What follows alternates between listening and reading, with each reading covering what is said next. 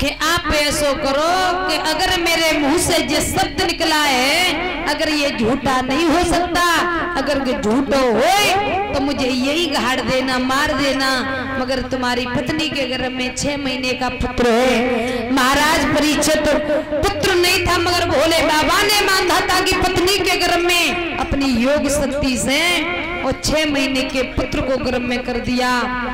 क्योंकि मैया पार्वती को दिखाने के लिए कि धर्म और अधर्म होता क्या है। आज राजा मानधाता ने धर्म की खातिर और अपनी रानी के पेट फाड़ने के लिए तैयार हुए कि महाराज अगर मेरी रानी के गर्भ में 6 महीने का पुत्र है तो मैं रानी के गर्भ को पेट को फाड़ करके तुम्हारे ऊपर खून अवश्य चढ़ाऊंगा। तब मानधाता अपनी रानी के पेट को फाड़ने के लिए तैयार हुए। तब भोले बाबा पार्वती से इशारे कर रहे, रानी देखो ये धर्म है कि धर्म की खातिर और राजा अपनी पत्नी का पेट फाड़ने के लिए जा रहा है। अब ये धरती टिकी है तो एक धर्म पर टिकी है, नहीं तो ये धरती गाय के सींग पर ना ही शेषनाग के फन पर टिकी है और ना ही धर्म के खम्भ पे टिकी है। तो ये सिर्फ एक धर्म पर टिकी है। धर्म की खातिर अपनी रानी का पेट फाड़ने जा रहा है। उसने पेट को फाड़ा, रानी के गर्भ से पुत्र को निकाला, भोले बाबा पर खून चढ़ाया। भोले बाबा असली रूप में आए। बोलिए शंकर भगवान की। राजा मानधाता को वरदान दिया और राजा मानधाता से कहा राजना वरदान मांग लो। तो राजा मानधाता ने कहा प्रभु इतनी बड़ी तपस्या जो रानी के पेट को भरवा दिया, तब कहिए राजना वरदान मांगो। तब मानधाता ने एक वरदान मांगा है, प्रभु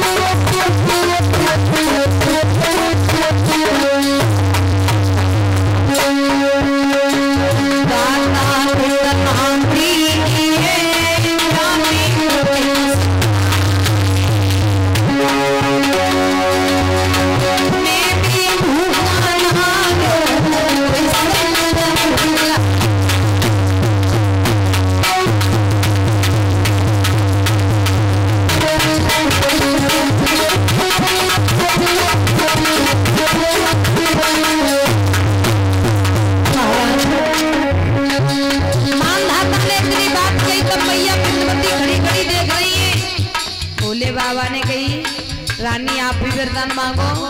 तो मैया ने कहा प्रभु मेरे महाराज ने वरदान मांग लिया, मुझे कोई जरूरत नहीं है वरदान की। तब कहिए अगर आप अपनी खुशी से देना चाहते हो तो महाराज धन दौलत कुछ नहीं चाहिए, सिर्फ एक चीज दे दो। कहा क्या?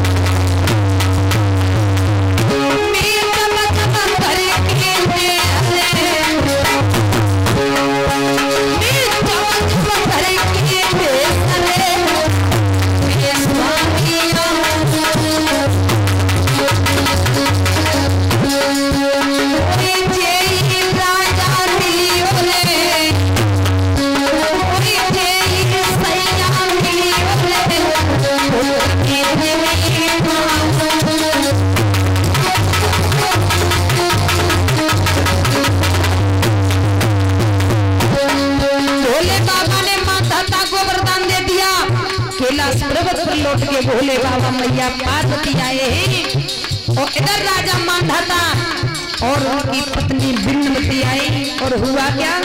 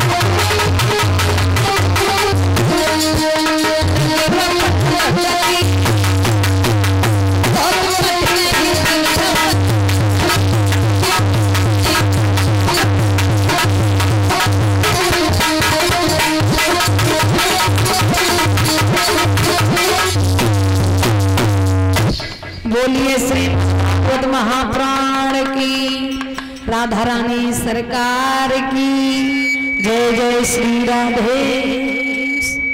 इस प्रकार से लौट करके मांधाता अपने पुणे महलों में आए। कैलाश पर्वत पर भोले बाबा मैया पार्वती रहने लगे। सभी जोर से भगवान कन्हैया का संकीर्तन ताली बजाते हुए बोले।